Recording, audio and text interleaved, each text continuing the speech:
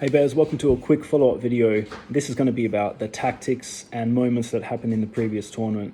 Hopefully we can learn some things, and we're going to be looking at it from the perspective of who we're learning from. So right now we're going to go straight to this game. We're going to look at it from Black's perspective because Black has the chance to take advantage of a tactical blunder. So Black is Horsey goes lay, and White is Day Ski on or James Bazal so it's right at the beginning of the game, as you can see, and White blunders by playing bishop to g5, attacks the queen, and right now your tactics antenna should be going off because if you play these themes over and over again with pins, then you'll see that this is just a quick mistake. You just have to get the right order of things. So right now the knight cannot move because Black will take the queen behind it. That's called a pin. And that's where this tactic revolves around. So somehow you got to move the white knight so that you can take the queen behind. You might think if you take the bishop here and then move the knight and then take the queen, that you've successfully done this, but the problem is it's White's turn, they take your bishop, and pieces have just been exchanged. You haven't actually won anything. So what you have to do in a position like this is just do a little bit of calculation and first go, okay, what happens if queen takes? Queen takes, it's forced. Queen takes, knight takes, you take the queen, they take you. No, it doesn't work. What's the other option? The only other move is Black takes the knight here. And then if White takes the bishop, Black takes the bishop here, and your upper piece. And if White takes your queen, now you take the queen.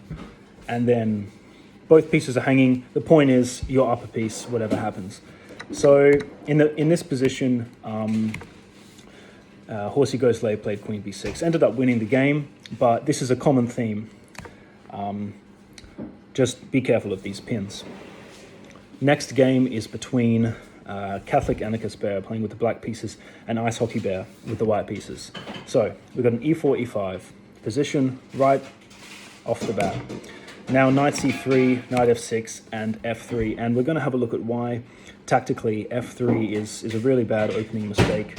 The point is, it's much better for White to support this pawn with a pawn from the queen side or from more of the middle of the board. If you support it with a pawn on the f file, which is this file, there's lots of themes relating to dark square diagonals that's related to this.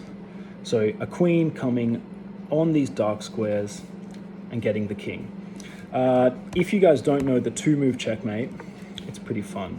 So White could play something like this, playing any f-pawn move. It could be this one, it could be this one. And then White just creates, Black creates this diagonal for the queen to come out. And then if White plays this, it's checkmate in two moves. It's the quickest checkmate possible in chess. And again, if White plays f3, same thing, it's checkmate because the king can't move anywhere. So it's really good to keep in mind this dark square diagonal thing that the queen can do. And it's why thematically and in many positions, it's bad for White to push this pawn on f3 because of that weakness.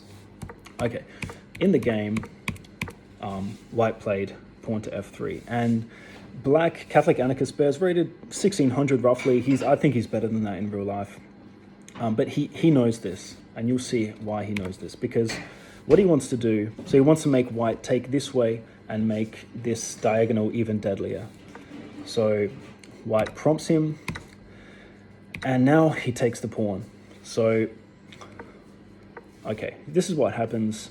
And this is a common theme that many decent players know. They know that if the queen comes out here with a check and White blocks, then you've got what's called a fork.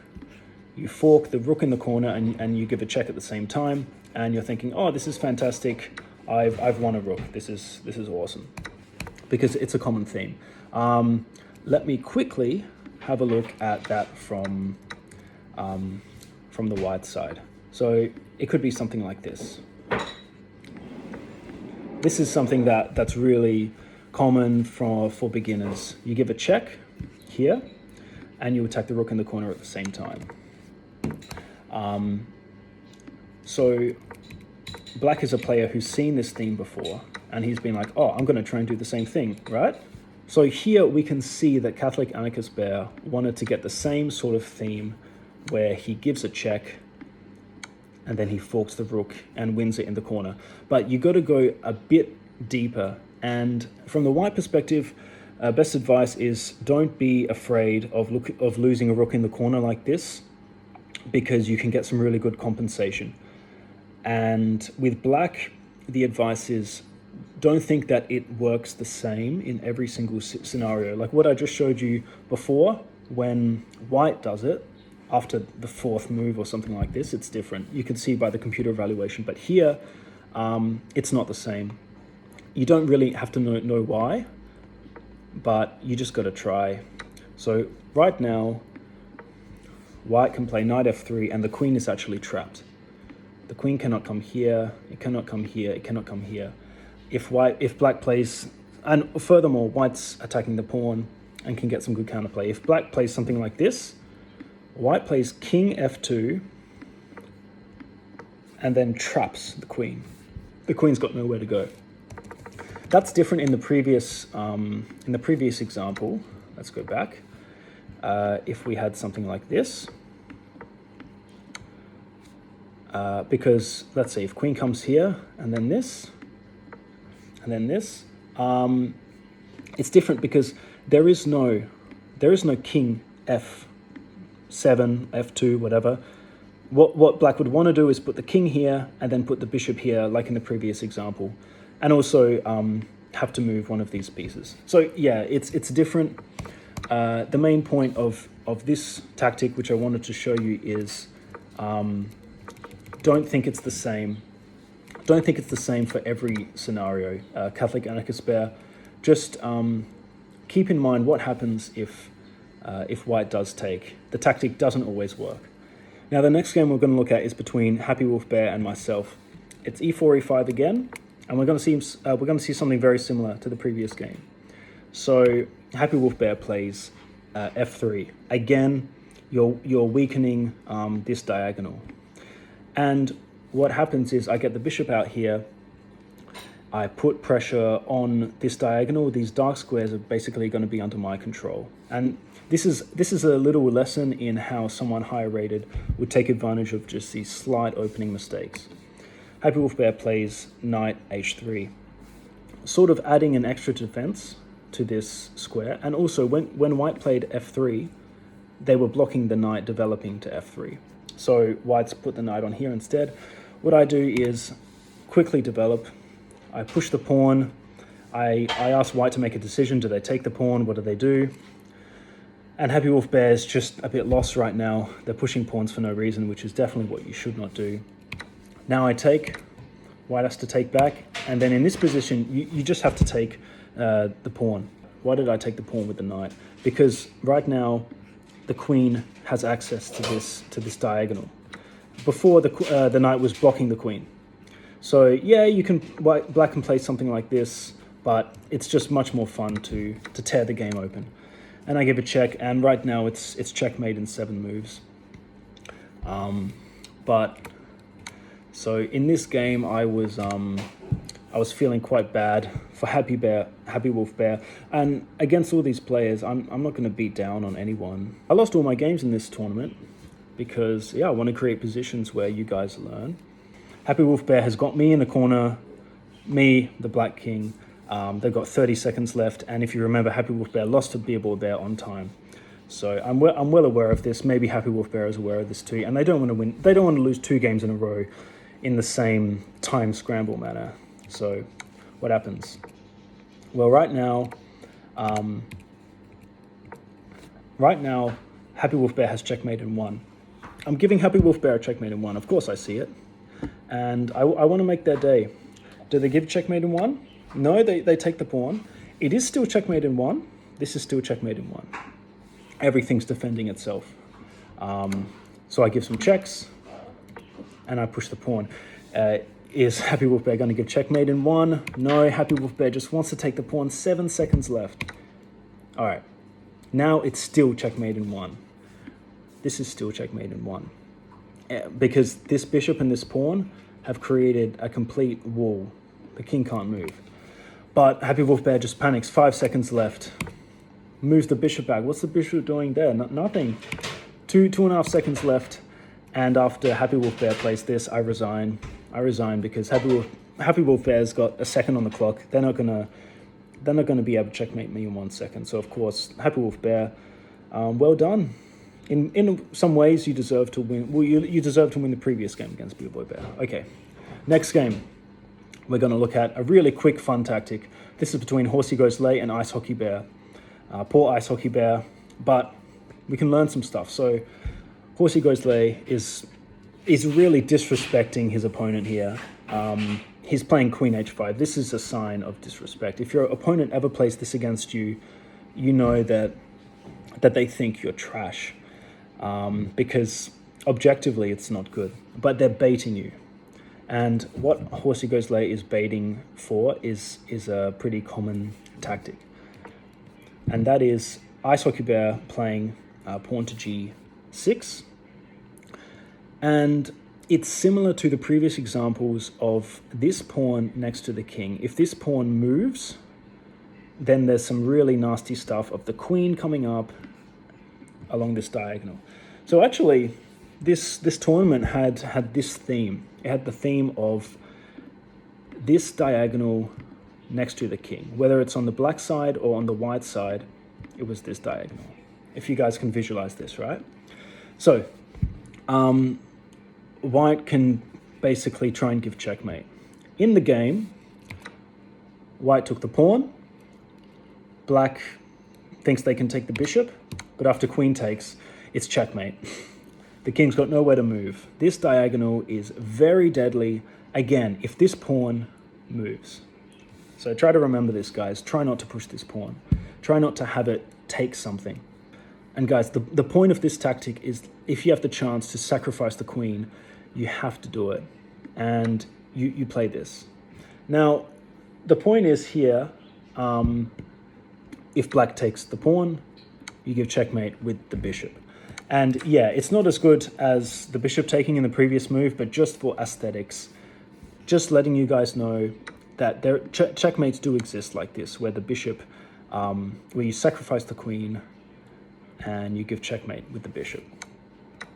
Okay.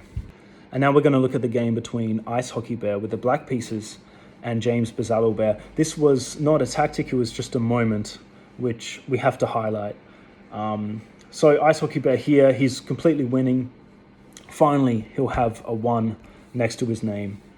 And what white is doing is he's playing on without much honor, but he's probably hoping that Ice Hockey Bear will do something called a stalemate. A stalemate is when the king cannot move. They're not actually in check, but they're frozen, and the game ends in a draw. So black plays this. So black is essentially going to give a check this way. You can also just keep pushing the pawn. The king only has these 2 moves. It's only got these 2 squares. The queen cuts off all of this. So theoretically, yeah, if black just kept pushing, you can do this. Some people get very nervous when there is a stalemate idea, but a really good thing to do is put your queen in the 4th square from the end, and that means the king only has these 2 squares. And don't put any other pieces there. First, put your queen here, get the king stuck in these 2 squares, and then you can move your king in and give a checkmate. Okay, but in the game, Ice Hockey Bear tries to bring the rook in, and stalemates. They put the rook here, and now the king is stuck. The king can no longer go up to this square because now the rook blocks that. And the king cannot come here or here because the queen controls that. So really unfortunate Ice Hockey Bear. He's got 5 minutes on the clock essentially. It's worth spending a bit of extra time. First of all, a bit annoyed that the opponent isn't resigning. But again, people were just disrespecting Ice Hockey Bear. Man, you gotta You got to protect your reputation. And the last game we're going to look at is between myself and Breakwater Bear. It's an end game, and there are two moments in particular we're going to look at. So first of all, we're going to look at this position. Now, what is White's chances of winning and what's Black's chances of winning? Black's chance is basically they have to get this pawn to the end of the board. All right. In reality, all White needs to do is just come up here and just take the pawn. Now, you never need to worry about Black coming in too close. Let's say you got something like this. Because when you have a pawn chain and the Black king has to go right at the bottom, this pawn is still faster. What do I mean by that? Let's say White plays something like this and this. Even if, hang on, I'm just creating a position. Okay. Now, let's say that Black has taken the pawn at the bottom of the pawn chain. If it's White's move, White just pushes the pawn and Black will never catch the pawn. All right, Black will never catch the pawn. And yeah, again, if Black tries to push the pawn here, you probably shouldn't even take. Make it simpler for yourself. Just don't take anything. All right, again, if this happens, then we're going to have the same thing. The king is too slow because we've got this backwards pawn situation. We've got these two pawns. If the king takes the bottom pawn, then the top one's just going to start running. He's one square ahead. And if Black takes this, then you take, and again, you're now ahead of the Black king. The Black king cannot chase you. So you just got to think a little bit extra about these things. Okay, so that's what White needed to do. I needed to just go and take that pawn and just wait. Okay, but what did I do? I pushed the pawn. This is also okay. It sort of transposes. Again, all I have to do is go and take this. But I want Breakwater Bear to win, and I also want him to learn some things. So I just start letting him promote. And I want to get to an interesting position. Now, the interesting position is this. This is what happened in the game. Breakwater Bear just starts checking. So he doesn't really know what to do. And many of you might not also know what to do. First of all, I've got 3 pawns, but you could start to get a bit nervous and be like, why aren't I winning? I've got a queen. They've only got pawns. If I keep giving checks, then they're just going to go back and forth. And so the lesson here is you don't always have to give checks. When it's a position like this, you know you should be winning, and it's an end game. You've got the material advantage. You don't always have to give checks. You just play moves which freezes your opponent. So if you give checks, you don't freeze your opponent. You just let your opponent keep running around. But you can play something like this. And the queen now gets up in White's grill. Play something like this. Just give check. Here, here. And now what? You're attacking this pawn. White can't defend the pawn. White pushes the pawn. Now you take it. And you just edge your way in. Of course, try not to give stalemate. You've got plenty of time on the clock, but you don't have to keep giving checks. Just play moves that force your opponent out of their defenses. And yeah, so in the game, I'll just show you what happened in the game. I didn't want to repeat the position and give him a draw. Of course, I want him to win. So I moved out, and I'm giving him the chance to come here. Attack this pawn. The only way to defend it is to push it, but again, after the king moves up, all of White's pawns are frozen.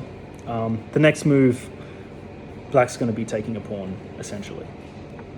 But here, Breakwater Bear keeps giving checks. Again, if I come here, we'll probably be repeating the position. Breakwater Bear maybe is a bit nervous about what to do, but I come out here and I let him take the pawn. So good job, Breakwater Bear. Well done. And here's the checkmate. Let's see how he does it. Gives the checkmate there. So those are some tactics. Hope you guys learned some things. I think mainly what we can really learn is the themes of pushing the F pawn. If you're white, you don't want to push the pawn up. And if you're black, you also don't want to be in a position where you get rid of this pawn. So thank you guys, thank you for watching.